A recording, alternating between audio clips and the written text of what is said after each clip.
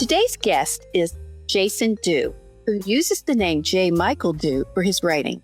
Jason is a fiction writer and podcaster, and we became connected after he read one of my books and contacted me. His podcast, The Professor's Bayonet, is literature-focused, which makes sense because Jason is a professor of English at Perimeter College of Georgia State University in Atlanta. Please listen as we discuss fiction, the role of religion and faith in literature and writing, and his book, Gadly Plain. Dr. Jason Dew, welcome to Dialogues with Creators. Thank you very much. Thank you for having me. I'm very pleased that we finally got this worked out. Yeah, indeed. Yes, I was as well.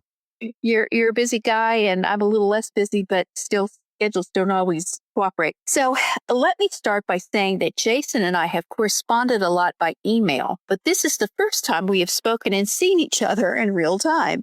Although it is still digital, it would be a little hard for us to get together physically over 100 miles.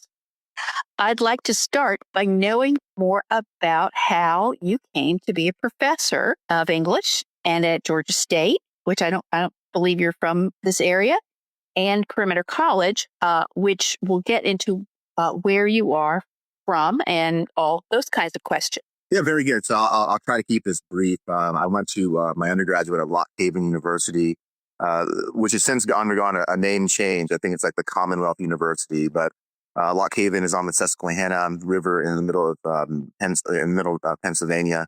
And at first I was, I think, an international economics major, some such thing, until I took my first English class, and I really enjoyed it, and then continued to sign up for more English classes until, lo and behold, I got a degree in English, and much like Forrest Gump and his run across the United States, that just kept on going. And so I went to Indiana University of Pennsylvania for a master's in English, then got a PhD in English from there. And so what does one do with a PhD but teach at the college level? And so I applied for a bunch of jobs, and luckily got hired by then Georgia Perimeter College in Atlanta, where I have been since I take that back. I was hired first by Gordon College, and I was there for 2 years, and then applied to a job at Georgia Perimeter in 2004. Where I've been working since. Okay. And what I need to explain is that in the past, Georgia State University was a separate institution from Georgia Perimeter College, but some of the institutions in the university system of Georgia, which is quite large, and includes schools that are 2-year state colleges up to the main flagship universities, that they were combined and made into a very large institution. I think it was like 50,000 people, students at one time, as I recall. And I worked in the system too, so as administrator, so I knew a lot of this inside out kind of stuff. So I'm sure that being merged was a lot of fun when it happened. 1 week, all the banners on campus were like a maroon, and then the next week they were blue. It was like a military takeover. Yes. But it's worked out fine thus far. Yes, we had statements that they weren't mergers; they were hostile takeovers. Yeah. It felt like that, and so was moving to Atlanta and the South and middle. Gordon's south of Atlanta. How was that? It's funny. My grandparents, God rest their souls, were alive when I came down, and my grandmother could not fathom why some kid from northwestern Pennsylvania would move below the Mason-Dixon line. And she just couldn't fathom it. She said, why would you move to Georgia? She's like, it's a different culture, it's a different people. And I found that to be somewhat true when I came down here. But after a little bit of a culture shock and acclimating to pollen, that was probably one of the biggest challenges. The pollen just took me for a ride. It worked out fine. And so I've been here since 2002. So I'm not a native Georgian by any stretch of the imagination, but I've been here long enough to know how to get around. Right. And which is getting around in Atlanta is definitely a challenge. Yes, indeed. People in the rest of the state just kind of, you people, I know that traffic. I had to go through it quite a bit at one stage of my life, and I haven't in a long time. Yes, I was raised in Maryland, and Oh, yeah. I have two words: grits and scrapple. There's no such thing as scrapple down here, and there's no such thing as grits up there. So, first time I saw grits, I thought it was something else. I didn't know what it was. So, um, and I'm still can take them or leave them, but and I don't miss the scrapple. Did you have scrapple where you lived? We did not. I'm not Okay. sure what that is. We had other things in Pennsylvania. Yeah, We're fond of saying pop. We don't say soda. We say pop. we are. Um, Yeah, but yeah, that's pretty common. yeah. Scrapple is like it's like lots of pig parts, Oh, okay. chopped up and mushed into a loaf and fried. Oh, So yeah, it's quite tasty, but it's not nice to think about.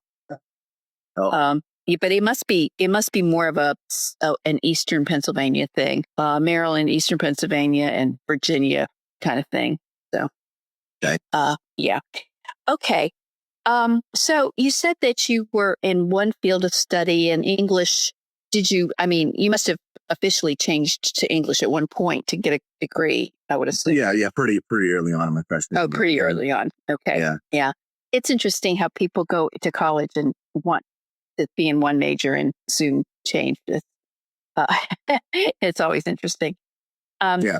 so, what was it about the literature that got to you? I don't know if I would be able to articulate it then, but now after having done this for a while, I think it was that I very soon became enamored of story and the power of story. How story informs every aspect of our culture, every aspect of our society, how it informs the decisions we make. And so it's much more than just reading something pretty, a pretty little story or a pretty little poem. These are conversations that have a massive impact on how we comport ourselves and how we live.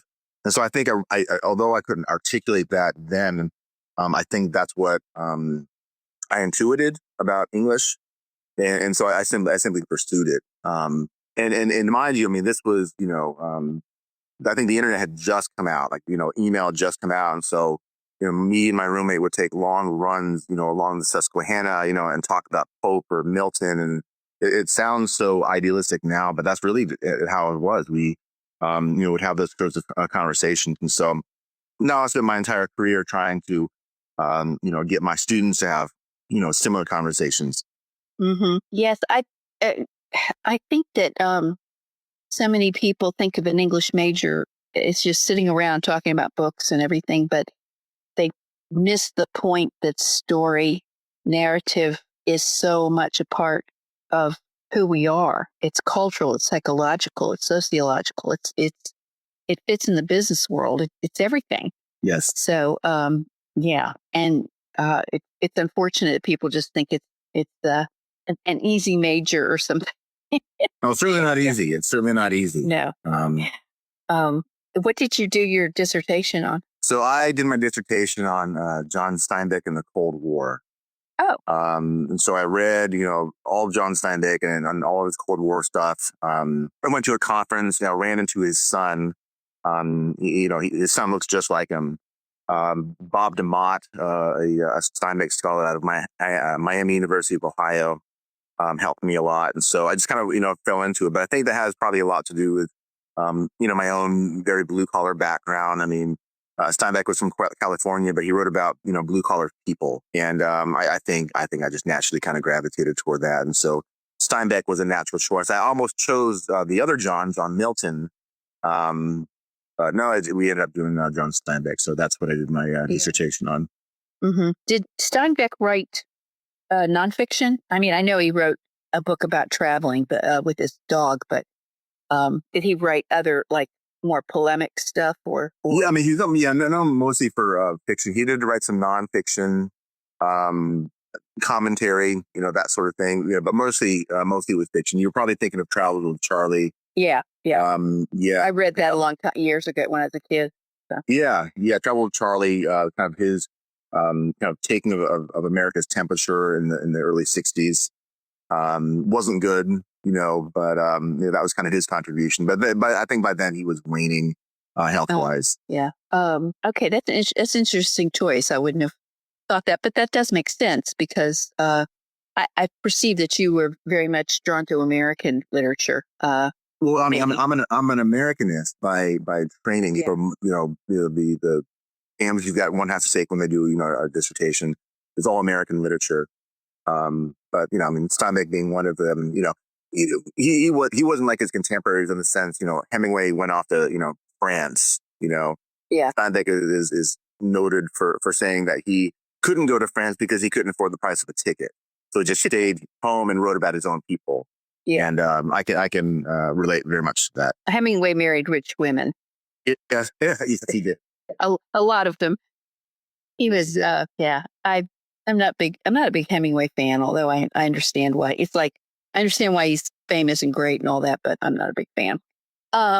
Since you are teaching, before we get into your writing, we could get off on a tangent here about teaching today in this current landscape. So, what do you do to keep your students interested in literature? I'm thinking of those who come to college with interests that don't align much with good writing.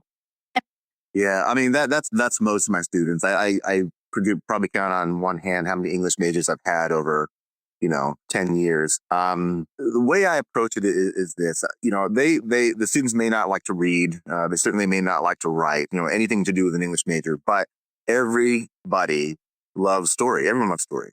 Yeah. That's why Netflix is so popular. That's why these other streaming services are so popular. That's why, celebrity gossip is so popular because they're involved in their story. And so, the way I teach, even composition, but also of course literature, is I tell a long story. I'm telling a story, and the story is populated by the authors and the characters they have produced and the works, that sort of thing. But I find that if I engage them in that way, then I can kind of hold their attention, and they can find that there is great relevance to composition studies, to literary studies. They can find that there's meaning in that. So that's what I've done. Obviously, the challenges gets more intense as the years go on. Now we are in the age of AI, where they're deferring the creative process to this application, which I think is awful. It's just awful. I fear what sort of graduates we are producing. They're not reading, they're not writing, yet we are awarding them, bachelor's degree, associate's degree, and saying that their work is exemplary when it's really not. So I worry about that. But this semester I happen to have a really great group of students, and they are engaged and they're asking the right questions. So I have hope. Despite all these events, these things that are happening in our world. Despite all of that, I think that the students yearn for something authentic. They yearn for something real. And I don't think any application, any trend in the market could ever squash that. They want something real, and I try to give it to them. Yes. Yeah, I like to think that too. I think that, I mean, some of them are just going to be succumb to it, but I think the serious ones will say they don't want the slop, because it is slop. They want to be able to think, and we've got to approach them before they get to that stage of well, whatever, to say this is really, your education is not about producing a piece of paper. It's about learning to think. Yes. It's about learning to grapple with humanity and life and issues and things like that. And so I'm not sure where the K through 12 is, but at least college, I think, has a little more leeway to do something about it. Well, I mean, to add to my answer, to your question, I think, if we're lucky enough to get into that groove where we're asking the right questions, to the students, and sometimes even get personal, nothing inappropriate, of course, but even some personal questions, I have found that they are very receptive to those questions, and they are very eager to answer them because no one has ever asked them certain questions, and they're very eager to share, their answers. I've even had, the wallflowers who are very quiet, and I'm an introvert by nature, so I get, being quiet. But even then, if I ask the right questions, they will come out of their shell and share something very, very personal, even profound. And that to me is certainly a victory. So I keep chipping away at that block. I keep chipping away at it. And often, like everything else, it can be very discouraging, when you look out across, the classroom and they're on their phones or they're zoning out or they're sleeping, right in front of you. It's going to be very discouraging. But I've seen too many victories to give up the fight just yet. Yeah, that's good. I have to confess that the reason I went ahead, because I'm much older than you. I was old enough. I needed to retire. I was by my age, but I said, I can't deal with this AI thing right now. I've seen so much stuff in my career because I taught for 47 years. So that's a long time. Um, I said, I just don't want to deal with this now. And since I retired, I read a lot about it and about what higher ed and K through 12, but higher ed mostly has to do about it. And I think at one point I might want to try it again to see if I can teach within that framework, but right now I'm glad to be off. So, yeah. I don't blame you. I don't blame you. Yeah, as long time. I don't know if that'll ever come. Our college is going to start offering master's programs. So I'm sort of interested in that. That's great. Because I live here. Yeah. But I know a lot of English teachers, English professors from my too many years as a college teacher. And actually, I taught English as well. Although I mostly taught communication, I have a master's in English. And what's always interested me is that not very many of the ones I know actually write. Or if they do, they don't talk about it and let their work see the light of day or try to get published. Is that your experience, or am I just wrong? No, I'm not. I don't think you're imagining things at all. I mean, I think there are, those of us who try to write and those of us who don't. I think you and I both know that the publishing industry can be very disheartening. You could pour your soul out onto the page, and not no one would care. As far as I'm concerned, the New York agencies are impenetrable. I don't know what the secret is. Whatever's trending, I don't know what they're looking for. I've been at this for many, many years. Even with smaller publishers, it can be very discouraging trying to get your stuff out there. Sometimes it's just a matter of, you're in the right place at the right time. Yeah. Which is all to say that I can understand why many of our colleagues wouldn't want to even try. They're, doing whatever they're doing, raising their families, going to work, having fun on the weekends. Why bother, But I think there are those of us, and I think you and I both of them. Writing it's not something that we would choose to do. It's something we have to do. And there are actually many times that I wonder. I'm like, I really wish I didn't have this tick, to write, but I do, and I cannot not write. Yeah. And so I've got poetry and a play, and I've got novels, and I've tried nonfiction, and I kind of made a game of it to see if I can write in every genre. Mm-hmm. So I understand why our colleagues wouldn't want to write, but there are those of us who still have that nudge, and I guess I'm one of them. Yeah. Oh, I am too. I feel the same way. Like I think, why am I doing this? But then that goes away very quickly, and I think in novels. I don't think in poetry. I like poetry, but I don't think in poetry. I think in big, expansive stories, and I've got at least 10 more in my head to do. So it's I just need to get busy and get them done. You're right, exactly. But if you write historical fiction, you got to do a lot of research, though. You can't just write anything. So that's a thing too. I have a theory that some English professors, or most of them, feel that they can't write anything meaningful because they study such great writing. And they figure, oh, well, what's the use? I don't know. That's sad to hear that, though, because I'm of the school of thought that everybody has a story, and I believe that you've actually mentioned that in one of your earlier episodes. That everyone has a story to tell, and I think it's such a tragedy that so many people have been convinced that they don't. That they've been convinced they don't have a story to tell, and so they keep silent. But I think everybody has a story to tell, and maybe to kind of loop around. This is what I also try to do in the classroom. That although you may not be an English major, you may be a business major or an engineering major, whatever. you still have a story to tell, and telling that story there's power, and you can find a lot of meaning in that. And I don't care what major you are, everybody needs meaning in their life. Yes. Yeah. Yes. So that, yeah, we're going to come back to that one because I think that's talk a lot about meaning in that. Um, so what is your process for your writing? How do you approach it? Well, I guess there are many ways. There are many things I can say about that. When I was a boy, my mother was widowed, very young. She was, I think, 29 years old. And so there was 5 of us kids, and, with a widowed mother, obviously we didn't have a lot of money. And so we would do this thing that I know a lot of people think is rather macabre, but we would do it anyway. We would take these walks, but we would walk through cemeteries. And again, I know this sounds very Edgar Allan Poe, but that's what we would do. But as we would walk through these cemeteries, we would play a game where we would make up the stories of those grave sites we're walking by. We would pretend. So we'd look at the dates, and we look at like when that person lived, maybe some other indicators on the gravestone, and we would make up a story.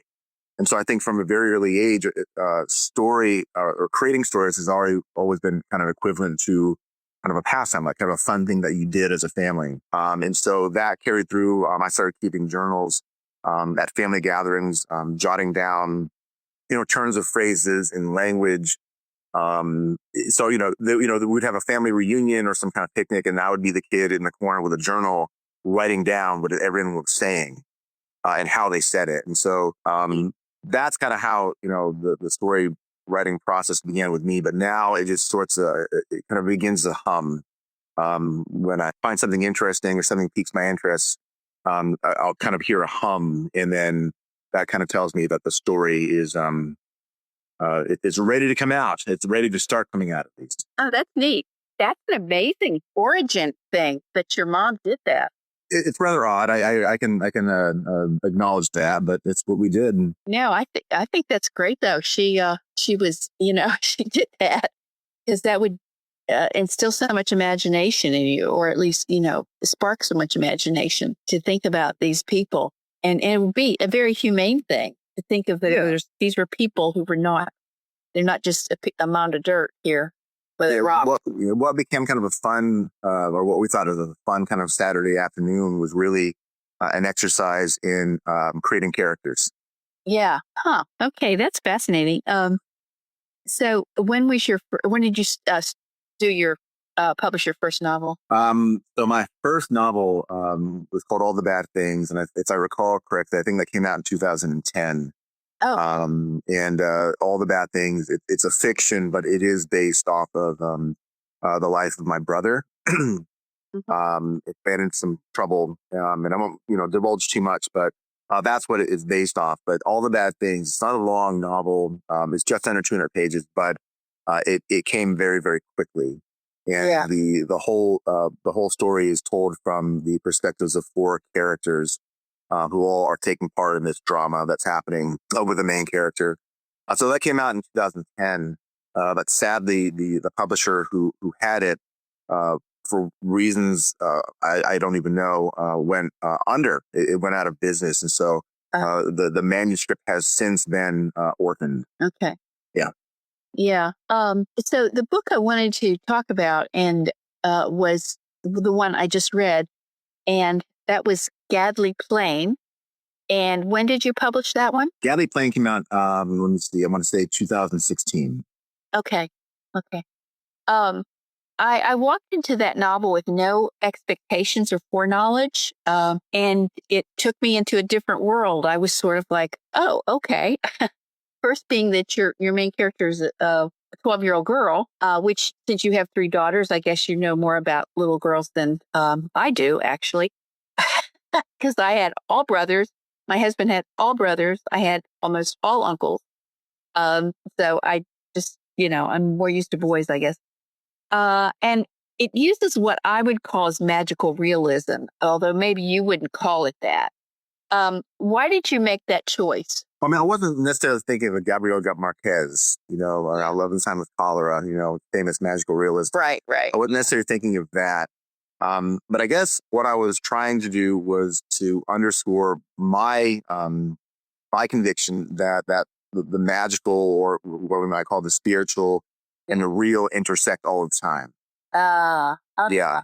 So that it's really kind of an expression of my Catholic faith. I think we assume that those two planes don't intersect at all. I happen to think they do. I think they intersect all the time. In fact, the story, and I won't say much, but the story at the very beginning of the book with the maid in the hotel. Yeah. Mm-hmm. I don't know if you recall that, but that's true. That really happened. Huh. Yeah. Wow. It was kind of spooky.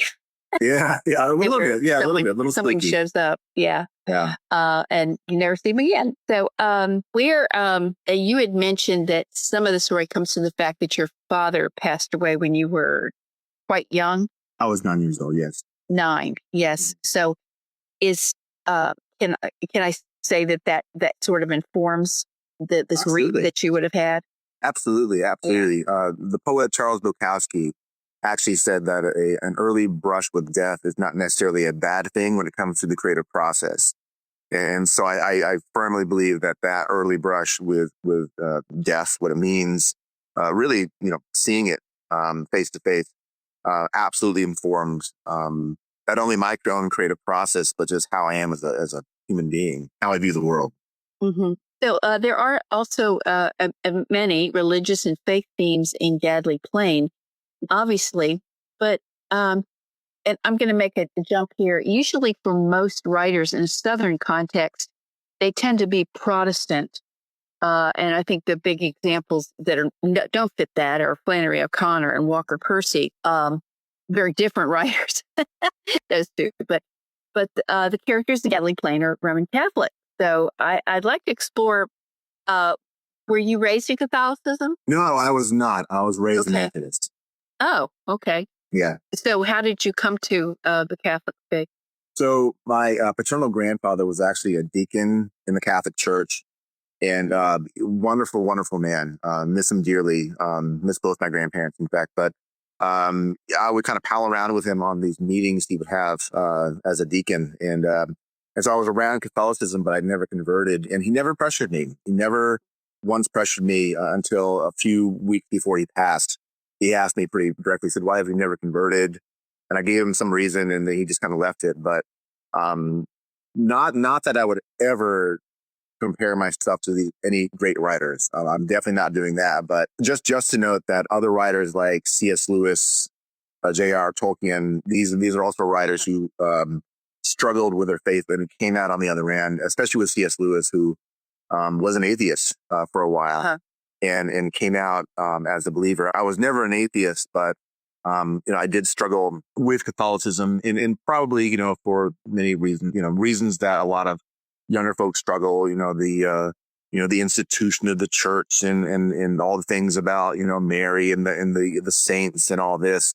But then it occurred to me while my oldest daughter was working on getting her first communion, it occurred to me that my opinion. The Catholic Church is an excellent teacher because it engages its believers on every level. But not only is there speech, like things you say during the service, but there's a lot of physical movement.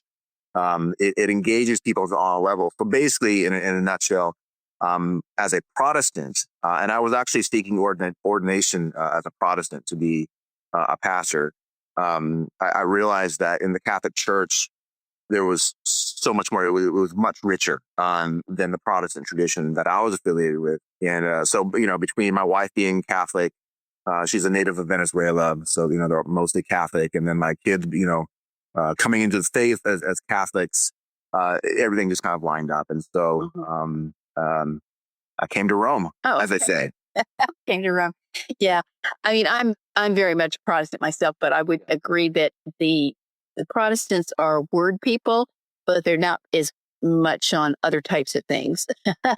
Definitely not the visual arts and the kinesthetic arts, maybe, or something like that. Yeah. So what does being a Catholic, how does that inform your writing, do you think? Well, I think being a Catholic informs my writing as much as it informs my life. I probably because of the Enlightenment, we were taught to kind of compartmentalize everything. There's this life and there's that life, and we don't mingle the two. But as a Roman Catholic, I don't subscribe to that notion at all. I mingle everything. I'm a Catholic professor as much as I'm a Catholic father, as much as a Catholic husband, as much as I'm a Catholic parishioner, as much as a Catholic guy who goes and eats a sandwich down in the corner shop. So my Catholicism informs every aspect, so that would, of course, include, my creative endeavors. So, speaking back about Gadly Plain, I know you don't want to give away too much of it, but what does the title mean? Because you look at it, you said, "Oh, it's misspelled. It should be Gladly Plain," but it's not. No, that's a great question. I'm glad you asked that. The truth was that when I was coming back from graduate school, I was driving back from school. One of the things I used to like to do is stop along the way to do a little bit of trout fishing, which I suppose is a very English major thing kind of do, I suppose. The tweed jack and the pipe or whatever. So I stopped, and there was this little dirt road leading to someone's property, and the dirt road was named Gadly Plain. That's all it was. And so I wrote that name down. I thought it was a very clever name. I didn't know what it meant, but as I wrote the name down and thought about it for a while, Gadly Plain could be Godly Plain, and so it's kind of the plain existence of God. It is nothing to question. It's very plain. God exists, and God is active in our lives. And so that sort of kind of Gadly Plain, without being too much on the nose. It's really to indicate that God is very active in our lives. That's neat. Yeah. And so then I guess he's a character, is Amen, which is a great name. Yeah. What does he symbolize? So, it's funny. Like a lot of writers, you write something, you put it out there, you get it published, and do the things that you're supposed to do with marketing and all that. And then you discover that this thing you were really proud of, you thought was very original, about 100 other authors did the same thing. And so I found that many authors have used the donkey in the Bible, the one that, Mary rode on, the one that Christ rode on into Jerusalem. Many other authors have used this donkey as a character. And so in that sense, I am very, very unoriginal in that regard.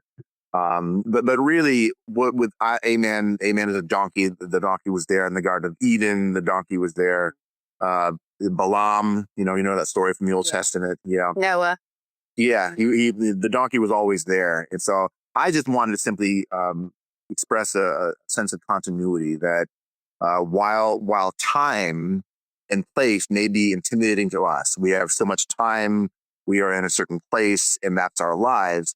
I want to express the notion that to God, he's so far above time and place, to the extent that he could reach everybody. And so here's a donkey who has never known death, a donkey who has never feared time coming to a close, time coming to an end.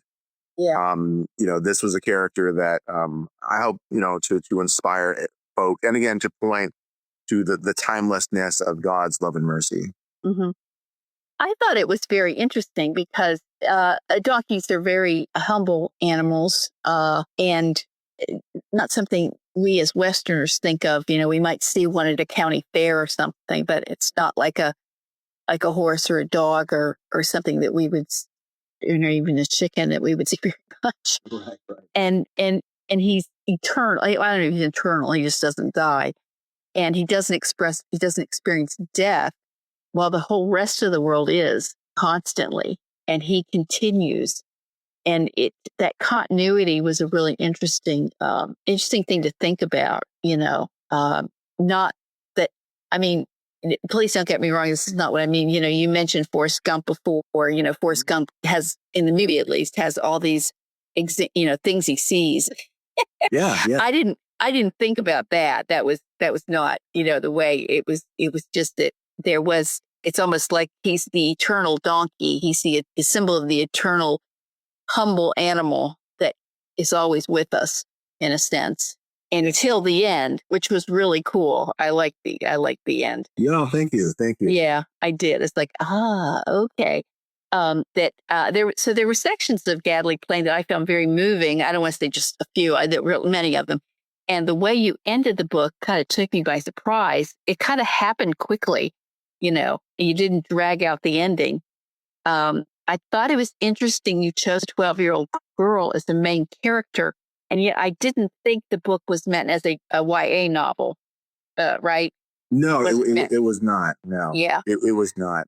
Yeah, the reason I chose the girl, for a few reasons. I don't know if you noticed that in the book there are 31 chapters. Mm-hmm. Yeah. That was the age my dad was when he died. And so the story could not extend beyond 31. Okay. And so that plus my use of the 12-year-old girl, I wanted to have some distance between myself and the story. So to have a 12-year-old boy, or certainly a 9-year-old boy, that would be too much, and I think that would maybe hamper or somehow distort the creative process. So I had to establish some distance between my real life, my experiences, and the story I was trying to tell. Yeah. Yeah. Well, and I think too that a 9-year-old boy is not going to, a 12-year-old girl's going to have a different, you're at that stage of life where so many books are written about that time, your age. It's like you're halfway adult and halfway not. And the grief and confusion of the whole family at her father's death rang so real to me. I liked very much the resurrection scene and Amen's release, etc. So, what were there other books that sort of influenced you that might have led to how you approached this story? I don't know if I was thinking of anything at the time, but now that you asked the question, I recall I mentioned C.S. Lewis before in the Narnia books. The kids, when they hit a certain age, they were unable to see Aslan. They weren't able to talk to him. And so I may have been thinking that with the protagonist in Gadly Plain. At 12 years old, she was on the cusp. She could still hear the donkey. She could still hear the story, but she was on the cusp, right? She was right at a point when, she would, blossom into adulthood, and she wouldn't be able to hear the I guess, magical elements anymore. And I think that's probably a universal experience. I think we've all had that. When we're younger, maybe we perceive things, but as we grow older and get wiser, but certainly, accumulate our fair share of calluses, we're not able to see these things anymore. And so that was kind of explain her age. And so I suppose, maybe tangentially C.S. Lewis's work and kind of what he did with in the Narnia books that probably informed how I approached Gadly Plain. Yeah. So just to ask, what year did you see as the setting? I was just because there were no cell phones. Yeah, no, there were no right. Yeah, certainly no cell phones. The mid '80s. I mean that would ring. Oh, really? Mid '80s. Okay. Yeah. Okay. Yeah. The uncle character in the book drives a Volkswagen Beetle. Yeah. Yeah, and so they were very popular in the mid '80s. Mm-hmm. I have to say that for me, I have to read books more than once to really get them. The first time I read them to know what's going on, just to kind of, okay, this is what this is about. But a good book needs more than one reading. So I look forward to reading Gadly Plain again. Would you like to read a section from one of your books? I would love to if I had one handy, and maybe just the first paragraph. Like that wouldn't give anything away. Okay. And it would kind of maybe be a teaser. Go ahead. Yeah. Okay, sure. There had been far worse chasms of despair throughout the history of the world, more gripping, suffocating, more explicably woeful. But Spring Baby Westbay couldn't imagine any such chasm because she had fallen into one of her very own. It could hardly have been helped. She was only 12, and her dad had been dying for so long in Spring Baby's tiny memory that when he finally did pass away, miles from home and rebuke, and a hospital for veterans in Richmond, Virginia, the gravity of no moreness weighed upon the girl with such sudden potency that sorrow had become the sole stop of her limited existence. Rich, that's very poetic. That would be the first paragraph, yeah. Yeah. Yeah. What's Spring Baby? My mother's name's Spring. Oh. Okay. And then when she was little, they called her Spring Baby. And interestingly, both my mother's oldest sister also died. She was in her early 30s, so it was interesting to be raised with two sets of grandparents, struggling what it meant to lose an oldest child. And so I saw, my paternal grandparents, they struggled with the loss of their son, and my maternal grandparents who suffered from the loss of their daughter. and to compare and contrast how they worked through that. What was very interesting, though I wouldn't recommend it for any boy to be, kind of put in that situation to kind of see that compare and contrast. Yeah. Yes. I'm not sure that we really have worked through, I mean, what grief is to a child. I don't, we kind of just take it for granted. My father died when I was 16, and Oh gosh, yeah. I don't know. When people have parents at my age who die, and I'm like, you had your parent for all your life, and I only had mine for 16 years. That's kind of it's very odd. It's hard for me to get my head around that. But as people of faith, I mean, you're Protestant, I'm Catholic, but I mean, if we really come down to it, beyond the niceties of going to church and the things that we, are attached to our faith, especially right now, we're having conversations during Holy Week. Christ himself went directly after death, right? Went directly after it and defeated it on the cross. And so, I guess what I'm trying to say is that, having these sorts of conversations, very honest conversations about how to deal with grief and that sort of thing. I think that invites into the conversation, some content on, what it means to be a person of faith. Right. Yeah. It has to. There has to be some part of the discussion that's about that. Otherwise, whatever. The book I think of is Joan Didion's book about the year of living. What does she call it? Your magical thinking. Yeah, that's right. Yep. Yeah. And although it's a very interesting book about death and grief, because she's an interesting writer, she really doesn't have anything spiritual in that book. That's just not a part of it, or hope, much to speak of. So just a little bit about the publishing process. Who was the publisher for Gadly Plain? So Gadly Plain is published by Cladak Press. They are a small publisher in Greeley, Colorado. Oh.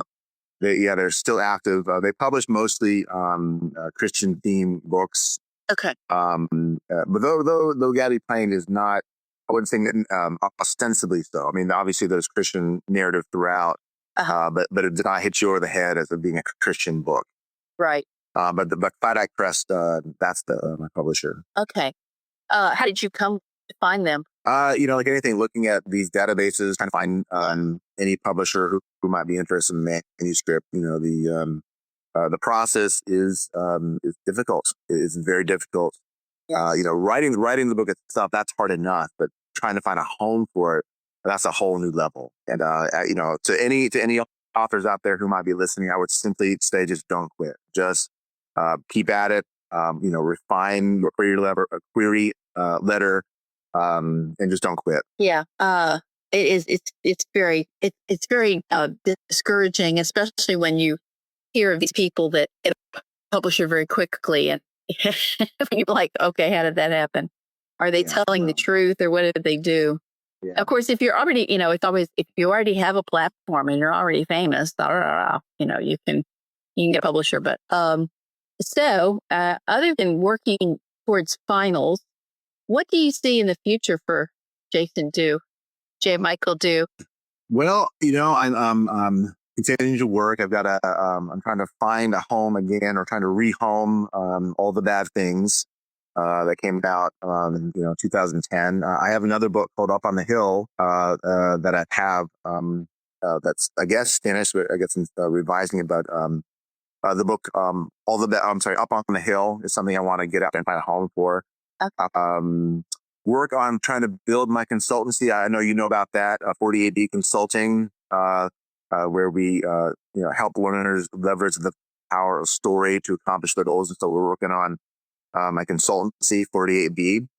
But other than that, I'm trying to launch 3 girls into the world. We got one off college, so that is not only a milestone for her, but a milestone for her parents. So. Oh, wow. And of course, she wants to go away to college, I'm sure, right? Oh, of course. Like going to where her father teaches is out of the question. No, exactly. Oh, yeah. Been there, done that. Out of the question. Don't want to do that. So, as it is right now, she'll be heading to Georgia Southern. Okay. Yeah. The only thing I was able to get my son to do was he took a couple of classes in the summer to get credit. at Dalton State. So, Maybe I can win in that area then. Maybe I can try that. yeah. Well, I think it was, I think it was, I didn't have to pay anything. It was cheap. So it was free at that point. Even better. That's the case now. So, anytime it's free, it's good. Right. This episode, I've had the honor of speaking with Dr. Jason Dew, college professor of English at Perimeter College of Georgia State University. And I will put links in the show notes to his book and his podcast, Professors of A&Net. Thank you for joining me today, Dr. Dew. Thank you so much. It's been a pleasure. Thank you. All right. Thank you.